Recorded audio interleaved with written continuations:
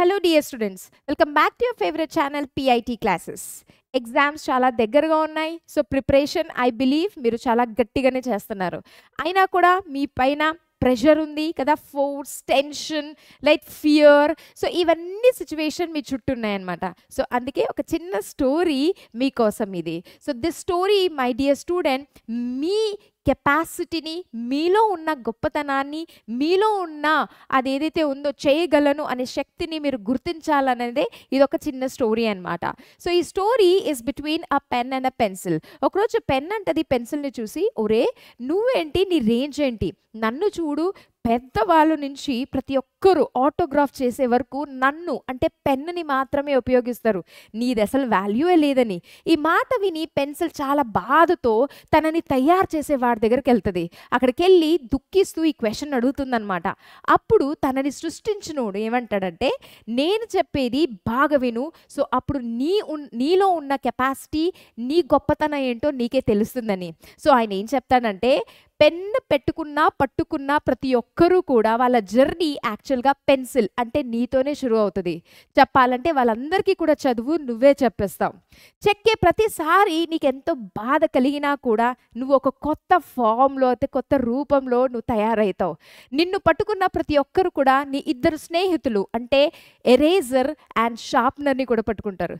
ఎప్పుడైతే నా వల్ల కాదు అని నువ్వు సోలిపోయినప్పుడు షార్ప్నర్ అనేది నిన్ను చెక్కి నిన్ను ఒక కొత్త ఫామ్లో మారుస్తుంది. నువ్వు చేసే ప్రతి ఒక్క మిస్టేక్స్ని తుడపడానికి ఎరేజర్ నీ తోడుంటుంది. ఇలానే మై డియర్ స్టూడెంట్స్, ఈ యొక్క ఎగ్జామినేషన్ టైంలో నువ్వు కూడా కృంగిపోతున్నావేమో, నువ్వు కూడా అనుకుంటున్నావేమో నా వల్ల కాదు. ఈ పెన్నులాగా ఎంతోమంది నిన్ను పాయింట్అవుట్ చేస్తున్నారేమో, నీ రిలేటివ్సే కావచ్చు, నీ ఫ్రెండ్స్ కావచ్చు కదా, అరే వీడి వల్ల ఏమవదు, ఈమె వల్ల ఏమవదు అను పెన్నులాగా నీ వాల్యూ ఏది లేదు, నువ్వు చెయ్యలేవు అని నీకు పాయింట్అవుట్ చేస్తున్నారేమో. అయితే భయపడుకో my dear student, don't worry my dear friends. ఎలాగైతే పెన్సిల్కి ఇద్దరు ఫ్రెండ్స్ ఉన్నారో, ఎరేజర్ యాజ్ వెల్ యాజ్ ఎవరు షార్ప్నర్, అలా కూడా నీ తోడు నీ పేరెంట్స్ ఉన్నారు మై డియర్ స్టూడెంట్. నువ్వు ఎప్పుడైతే నేను చేయలేను అని అనుకుంటున్నావో అది తప్పు. 100 మంది నిన్ను ఇట్స్ నాట్ పాసిబుల్ అనుకుంటే, ఇంపాసిబుల్ అంటుంటే మై డియర్ స్టూడెంట్ 99 కేసెస్లో ఏముంటాయి తెలుసా, that means it is possible from you.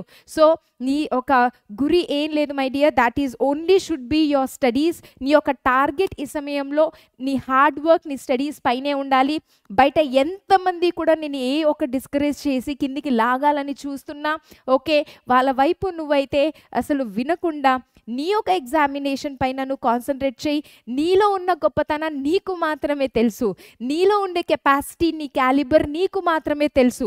You know my dear student, దేవుడు ఎవరిని కూడా ఎక్కువ తక్కువగా చెల్లిది. ఇక్కడ ఒకరికి హై బ్రెయిన్, లో బ్రెయిన్ అనేది లేదు. ప్రతి ఒక్కరికి ఉన్న brain capacity is equal. It depends on you.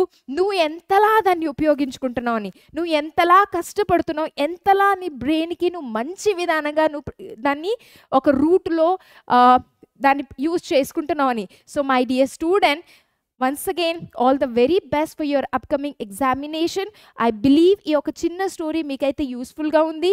So trust yourself, trust your parents, be with them, be calm, concentrate only on your studies and give your best my dear one.